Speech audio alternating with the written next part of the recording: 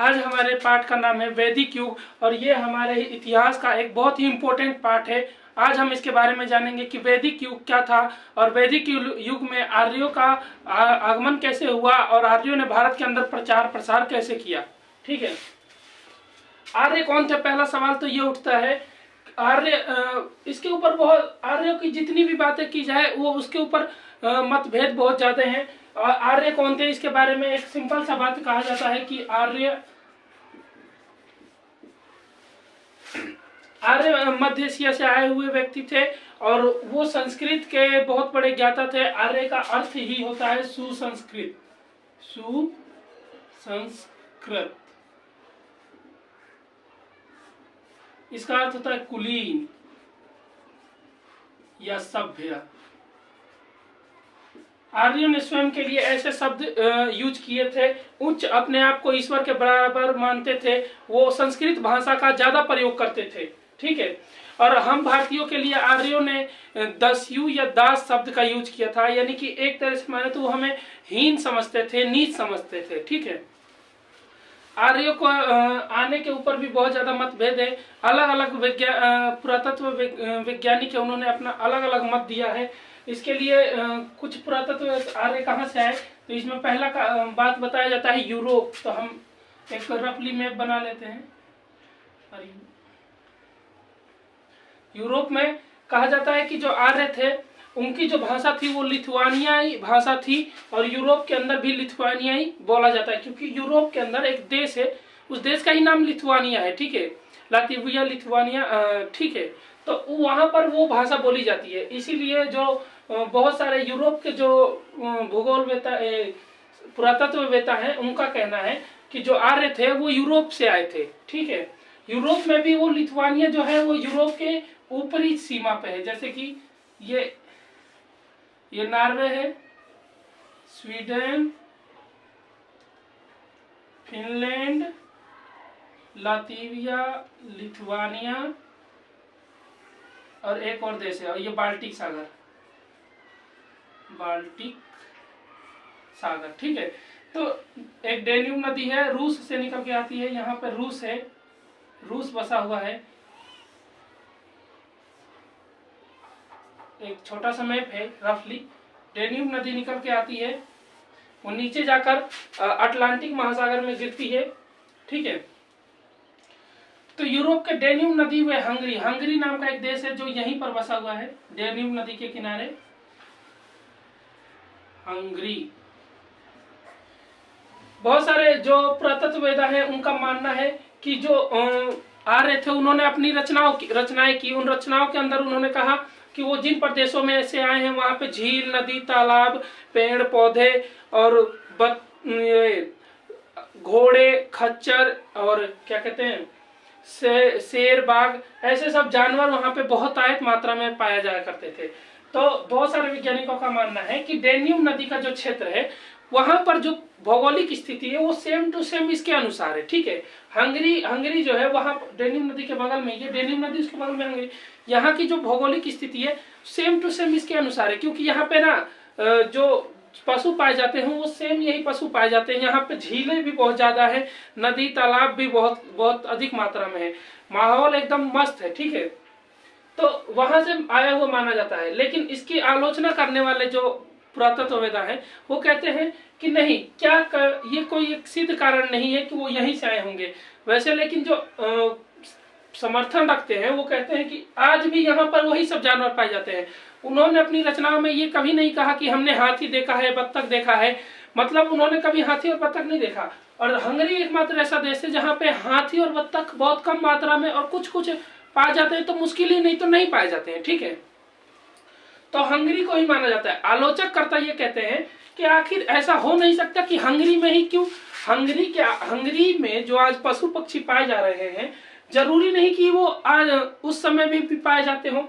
अभी इसका भौगोलिक वातावरण समय के साथ हम मानते हैं कि चेंज होता रहता है, तो इसका भी तो चेंज हो सकता है। ठीक है, तो ये आलोचक करता इसके नहीं मानते हैं। साथ ही साथ अगला पॉइंट जो कहा जाता है वो जर्मनी हंगरी के जस्ट बगल में है, जर्मनी। ठीक है, बहुत सारे जो पुरातत्ववेदा हैं उनका मानना है कि जो आर्य थे वो जर्मनी से आए थे। जर्मनी से इसलिए माना जाता है क्योंकि जो आर्य थे उन्होंने उनकी कुछ तस्वीरें, मतलब उन्होंने तस्वीर तो नहीं बनवाई थी लेकिन एक चित्रकला बनवाई थी जिसके अंदर बाल खड़े खड़े, बिल्कुल अभी करके दिखा देता हूँ, ऐसे बाल, और बाल हमारे काले होते हैं ना, उनके बाल भूरे, एकदम भूरे, ठीक है। वो अपने इसलिए माना जाता है कि जो आर्य थे वो जर्मनी से आए थे, क्योंकि जर्मनी का वातावरण आज भी देखेंगे तो वहां पे ऐसा है कि वहां के लोगों के अधिकतरों के बाल भूरे हो जाते हैं, ठीक है। वो उनकी हाइट भी कम रहती है और बाल भूरे हो जाते हैं समय से, ठीक है। तो बहुतों का मानना है कि वो जर्मनी से आए थे, लेकिन बहुत सारे आलोचक इसकी आलोचना करते हैं और इस बात पे पूर्णतः मत नहीं है कि वो केवल बाल भूरे हो जाने से और बाल को इस तरह मरोड़ लेने से कोई जर्मनी का नहीं हो जाएगा, ठीक है, नहीं तो हम भी जर्मनी के हो जाते हैं। अगला जो कारण बताया जाता है वो रूस, दक्षिणी रूस। रूस पूरा इतना बड़ा है लेकिन इसका जो दक्षिणी हिस्सा है उसको माना जाता है दक्षिणी हिस्सा, यानी ये वाला हिस्सा, ठीक है। वर्तमान में ये यूक्रेन है, बैंड बजा रखा है इसका, ठीक है। यूक्रेन का जो हिस्सा है माना जाता है कि आर्य यूक्रेन से आए थे, ठीक है। ऐसा क्यों माना जाता है? क्योंकि जो यूक्रेन के अंदर ना खुदाई हुई है वहां पे बहुत सारे मृत भांड यानी मटके पाए गए हैं, मिट्टी के बर्तन, हाथी कह रहा हूँ, हथियार, कुल्हाड़ी, ये सब पाए गए हैं। और वो वैसे ही सेम जो आज के समय में हमारे भारत के अंदर पाए गए हैं, जिसकी वजह से बहुतों का मानना है कि वो सब यूक्रेन से आए थे। लेकिन इसकी भी आलोचना करने वाले कहते हैं कि क्या कोई फोटोकॉपी नहीं कर सकता है? आज के टाइम में लोग क्या क्या फोटोकॉपी कर दे रहे हैं, उस समय लोग एक मटका उसने बना दिया तो एक मटका उसने भी बना दिया होगा, तो ये कोई खास वजह नहीं होती है कि वो यूक्रेन के ही थे, ठीक है। तो इसके ऊपर भी बहुत ज्यादा मतभेद है, लेकिन जो सबसे ज्यादा मत प्राप्त है कि आखिर वो कहां से आए थे, तो वो है मध्य एशिया, एशिया का मध्य भाग। मैं इसका एक रफली चित्र बना देता हूं। ये यूरोप का था, हमारा भारत, भारत महान,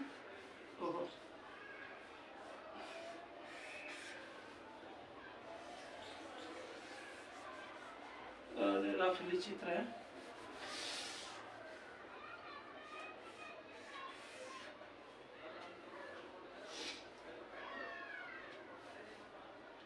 ठीक है। ये भारत है, यहाँ पे नल्ला पाकिस्तान, अफगानिस्तान, पाकिस्तान, अफगानिस्तान, और आगे बढ़ोगे तो यहाँ पे ईरान, इराक, सऊदी अरब, ऊपर चले जाएंगे तो ये Kazakhstan, Kyrgyzstan, Tajikistan, Turkmenistan, Uzbekistan, ये 5 इलाके हैं। इन्हीं को ताजिकिस्तान, तुर्कमेनिस्तान, कजाकिस्तान, किर्गिस्तान और उज्बेकिस्तान, इन 5 देशों को ही जो ये ऊपर में है, इन्हों को असल में, वैसे तो ये 3 ही दिख रहे हैं लेकिन असल में ये 5 है क्योंकि मैप नहीं है ना हमारे पास, तो इन्हीं को ही असल में मध्य एशिया माना जाता है। बहुत सारे लोगों का मानना है कि जो आर्य थे वो मध्य एशिया से आए थे। ऐसा इसलिए माना जाता है क्योंकि जो मध्य एशिया है वहां पे आर्यों ने वहां से ईरान, जैसा कि मैंने यहाँ पे बताया, ईरान की एक धार्मिक पुस्तक है, उसका नाम है जेंदा अवेस्ता। उस पुस्तक की जो भाषा यूज की गई है उस पुस्तक में, उस भाषा में, जेंदा अवेस्ता पुस्तक का नाम है, उस भाषा और हमारा जो ऋग्वेद का भाषा है संस्कृत, दोनों की भाषाएं सेम है। बहुत सारे ग्रंथ ऐसे हैं आर्यों के द्वारा लिखे हुए जो दोनों के दोनों सेम है। इसीलिए बहुत सारे लोगों का मानना है कि जो आर्य थे वो ईरान से पहले मध्य एशिया से ईरान, इराक गए और वहां से होते हुए बैक्टीरिया के रास्ते, बैक्टीरिया आज वाला बैक्टीरिया, कीटाणु वाला बैक्टीरिया नहीं रे बकलोल सब, बैक्टीरिया एक रास्ता था, यहाँ पे एक राज्य था, ठीक है, हिंदू कुश पर्वत के उस पार, यहाँ पे हिंदू कुश पर्वत पड़ता है भारत और पाकिस्तान के बीच, ठीक है, उसके उस पार एक छोटा सा राज्य था बैक्टीरिया, उसके रास्ते से एक दर्रा था। दर्रा क्या होता है? 2 पहाड़ों के बीच में एक छोटा सा रास्ता, आने जाने लायक हो जाए, एक आदमी के आने जाने के लायक नहीं, दरार नहीं, दर्रा मतलब लंबा चौड़ा, ठीक है। तो वहां से आए थे वो, ठीक है। तो ये माना जाता है मध्य एशिया में आने के और भी बहुत सारे वो कारण माने जाते हैं, साक्ष्य मिलते हैं कि जो आर्य थे वो मध्य एशिया से आते समय इधर से उन्होंने अपनी रचनाओं में कहा है कि हमने सप्त सिंधु प्रदेश में ठहरे थे, हम सप्त सिंधु प्रदेश को पहले जीते और उसके बाद से हम आगे आए। और सप्त सिंधु प्रदेश किसको कहा जाता है? सप्त सिंधु प्रदेश, यानी वो प्रदेश जहां पे 7 नदियां बहती थी, ठीक है। वो वर्तमान समय में आज के टाइम में वो कौन कौन सा है? पाकिस्तान ऊपर वाला हिस्सा, अफगानिस्तान, राजस्थान का, और ये गुजरात वाला हिस्सा, ठीक है। इन सबको ही सप्त सिंधु प्रदेश कहा जाता है। इसमें एक नदी थी सरस्वती नदी, जो कि अभी उस समय इसको द्वेदशी या परुषणी नदी के नाम से जाना जाता था, लेकिन अभी के समय में वो विलुप्त हो चुकी है, ठीक है।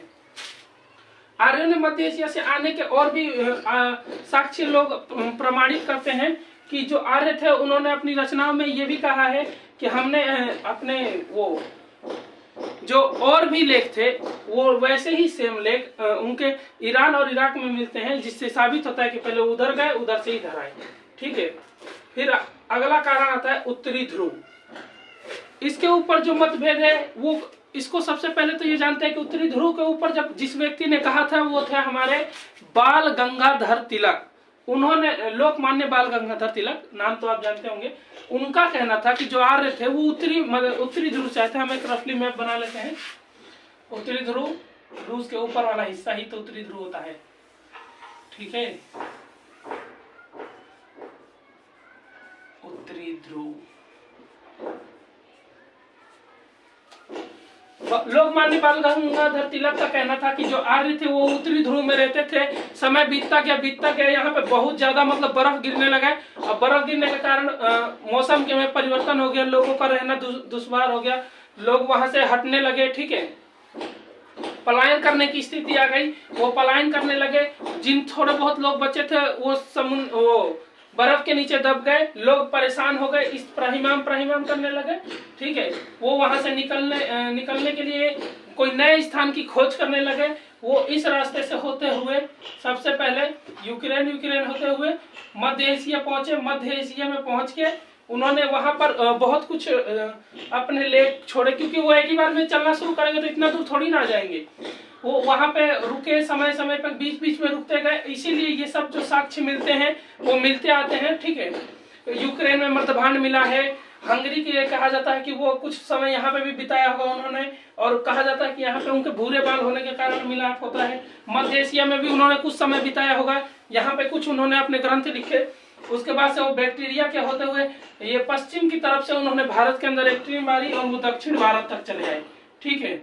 वर्तमान में जो असल में अभी वर्तमान समय में जो आर्य थे उनको दक्षिण भारत का ही माना जाता है, ठीक है। लोकमान्य बाल गंगाधर तिलक का ये कहना था, लेकिन इसकी आलोचना करते हुए बहुत सारे लोग कहते हैं कि नहीं, ऐसा नहीं हो सकता, कि वो इतनी दूरी कैसे तय कर लेंगे। इतनी दूरी तय करने में अच्छा खासा समय लग जाता है। हमने एक हॉलीवुड का फिल्म देखा था, उसमें चोर भागते हैं यूरोप से रसिया, और रसिया से पैदल होते हुए चीन के रास्ते इंडिया आते हैं। टोटल मिलाकर 64,000 किलोमीटर से भी ज्यादा का वो दूरी तय कर लिए रहते हैं पैदल चलते चलते, ठीक है। तो आप समझ सकते हैं कि इतनी दूरी आने में महीनों गुजर जाएंगे, ठीक है। तो जो आर्य थे उनके आने की जो बात कही जाती है वो लोकमान्य बाल गंगाधर तिलक की भी मतलब झुठला दी जाती है, ठीक है। कितना ही कह लें, ठीक है। अगली बात आती है कि हमारे जो भूगोल वेता है वो किस लिए क्यों, पुरातत्व वेता वो किसी से क्यों पीछे रहे, वो अपना मत इसमें जोड़ देते हैं। उनका कहना है कि जो आर्य थे वो सब भारत के ही थे, वो बाहर से तो आए ही नहीं, वो भारत के ही थे, भारत में ही रह गए, ठीक है। इसके ऊपर कहना है कि भारत में ही आर्यों का आर्य कैसे थे भारत के, क्योंकि जो अभी वर्तमान समय में जितने भी साक्ष्य मिलते हैं वो ये कहते हैं कि जो आर्य थे वो दक्षिण भारत में थे। गूंज देता हूं मैं इसको ताकि तुमको लगे कि हाँ दक्षिण भारत में थे, ठीक है। हमारे जो पुरातत्व वेदा है उनका कहना है कि आर्य दक्षिण भारत में थे। उन्होंने अपने आर्यों के बीच नहीं, सबसे पहले तो वो अभी वर्तमान समय दक्षिण भारत में, लेकिन जो हमारे कहना है पुरातत्व वेता का कि आर्य पश्चिम में थे। जो पाकिस्तान वाला क्षेत्र है, पंजाब वाला, राजस्थान वाला, वहां पर आर्य थे। आर्यों के अंदर धार्मिक रूप से 2 भागों में बट गए, एक थे देव और दूसरे थे असुर।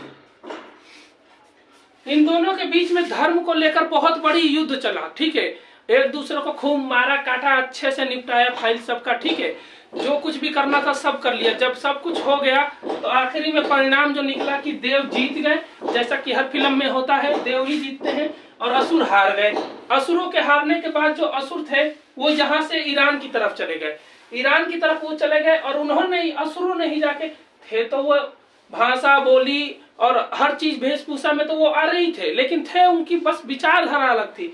वो वहां से चले गए ईरान, और ईरान में जाके उन्होंने एक पुस्तक लिख दी, उसका नाम रखा जेंदा अवेस्ता, ठीक है, जो कि अभी भी मतलब मान्य है कि हाँ ईरान की ही पुस्तक है। और उसको लिखा लेकिन असुरों ने, जो आर्यों की दूसरी विभाग थी असुर वाला, जो हार गए थे यहाँ पे, वो ईरान चले गए। उसके बाद से जो देव वाले थे, इन्होंने अपना विस्तार अच्छे से किया, अपनी संस्कृति अपनी सभ्यता का विकास चरमोत्कर्ष तक पहुंचा दिया, मतलब खींच खाच के बुर्ज खलीफा इतना बड़ा, ठीक है। उसके बाद से जो देव थे उन्होंने कहा कि नहीं, एक ही स्थान पर रह के हम बोर हो चुके हैं, कितना दिन तक वही नदी किला, वही तालाब, वही सड़कें, वही हरियाली देखेंगे, ठीक है। उन्होंने कहा कि हम यहाँ से आगे की तरफ बढ़ते हैं। इधर की तरफ से तो वो आए ही थे, लेकिन उन्होंने कहा कि अब हम इसको इधर की तरफ ले जाते हैं, अपनी संस्कृति को। वो नीचे की तरफ बढ़े, ऊपर की तरफ क्यों नहीं बढ़े?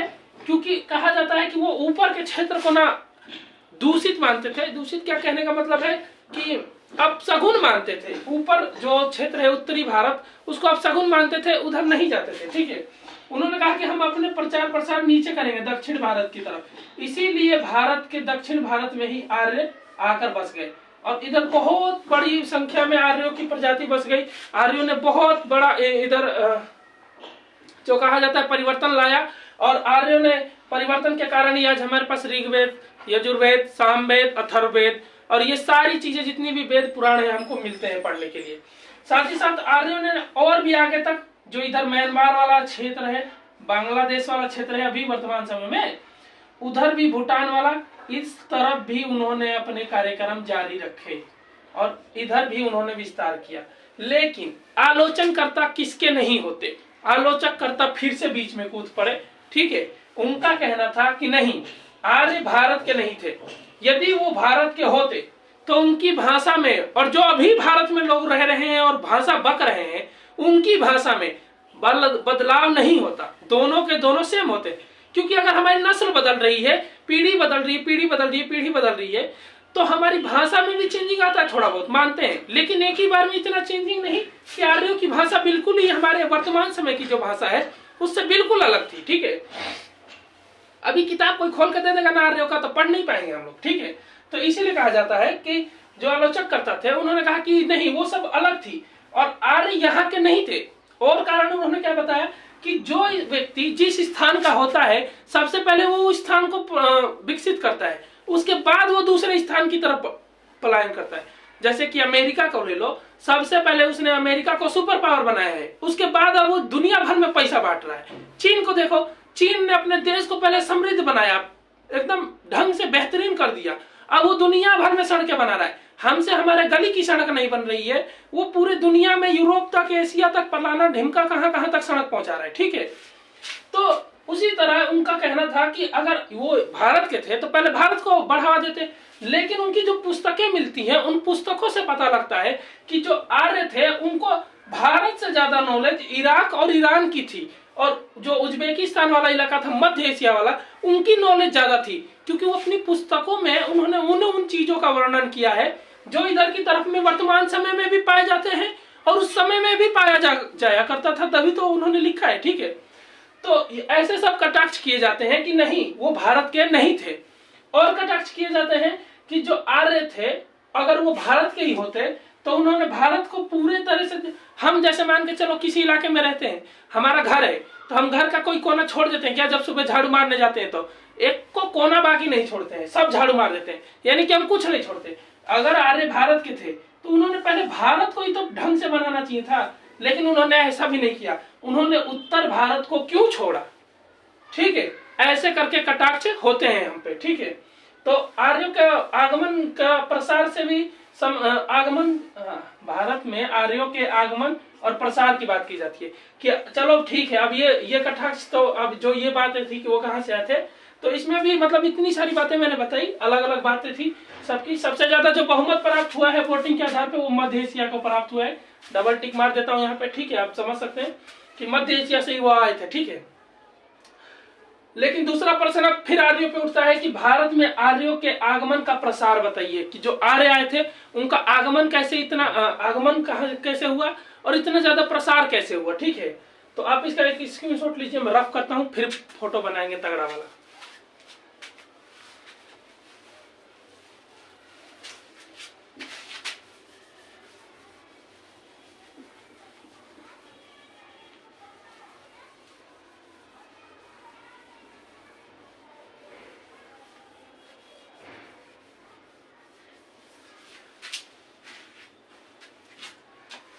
आर्यों का भारत में प्रसार, तो पहले तो हम भारत का एक रफली मैप बना लेते हैं।